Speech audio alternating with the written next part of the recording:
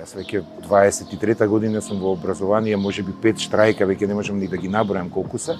Всушност се сведува на тоа да цело време доаѓаме до нешто што не е до крај изодено, како барање.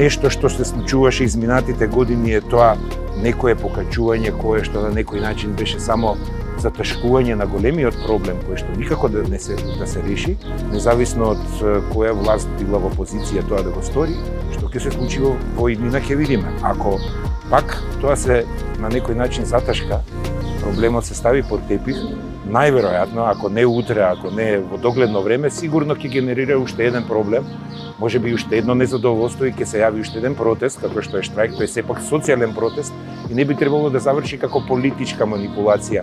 Дали е тоа од партиите кои што се на власт или тие партии кои што се во опозиција, секој си гледа да си ќари нешто.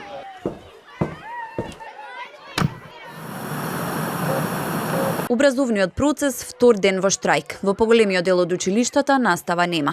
Штрајкот на СОНК продолжува во основните и средните училишта. Во училиштата ништо не е променето. Наставници има, ама немаат кому да предаваат. Клупите во училиштата стојат празни. Почнаа манипулациите, почна пропагандата нормално по социјалните мрежи и на крајот на краиштата некако целата работа се сврте и се спрекрши преку грбот на просветните работници, најмногу, нормално и децата кои што не посетуваа настава. Затоа што проблемот кој што треба да се реши од тие кои што се прифатиле да го решат, а тоа е власта која што е моментално ја зема одговорноста во своји раце. Опозицијата е опортунистички настроена везден и она секогаш ќе бара начин да придобие поени за да дојде до наредната власт, но за жал тоа се заборава и тој магичен круг се врти цело време години наназад.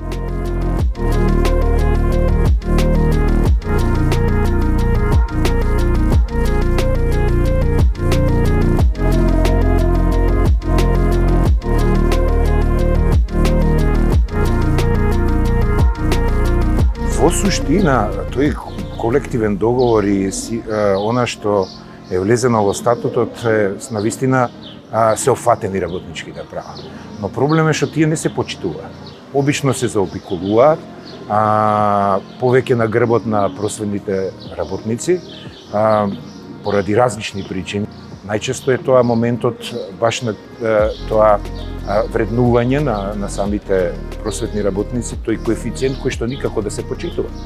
И сега целата работа за последниот штрајк, всушност целата работа потекна од таа најниска плата, која што ние апсолутно не сме ни блиску до таа најниска плата, коефициентот не се почитува, не знаеме од каде е дојден тој коефициент.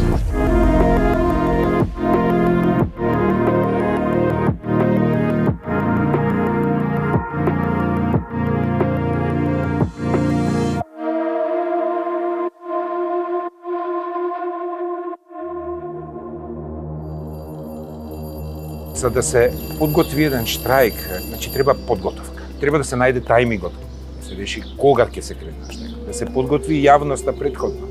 Значи да се знаат нашите барања, не да испадне недоразбирање. Сега ова усогласување што се бараше, се разбра како покачување. Ние сме далеку од покачување. Ние уште не сме усогласени со основната плата.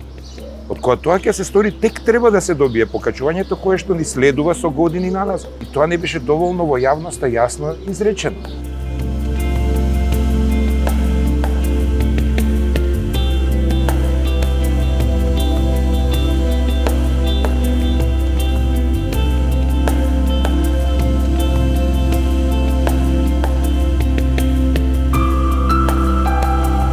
Мислам дека базата сме ние, што сме во првите редови со учениците и дека сите искуства што ги имаме треба сите да ги искористиме.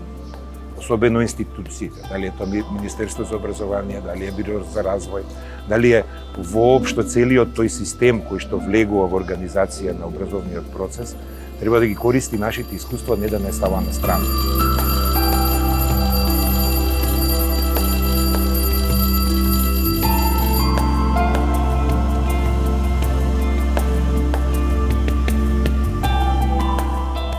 Генерирањето на незадоволството ќе продолжи сигурно и со новите генерации. Само посакувам и новите генерации да разберат дека кога влегуваат во еден таков процес и влегуваат во еден тим на луѓе кои што работат во образованието и кои си ги бараат своите права, треба да се поддржуваат едни за други. Значи да бидат сполотени во своите барања, за да можеме да успееме за доброто на сите. Не е тоа за да правиме деструкција или сакаме да имаме проблеми. Напротив, секој проблем не се решава со проблем, туку со решение.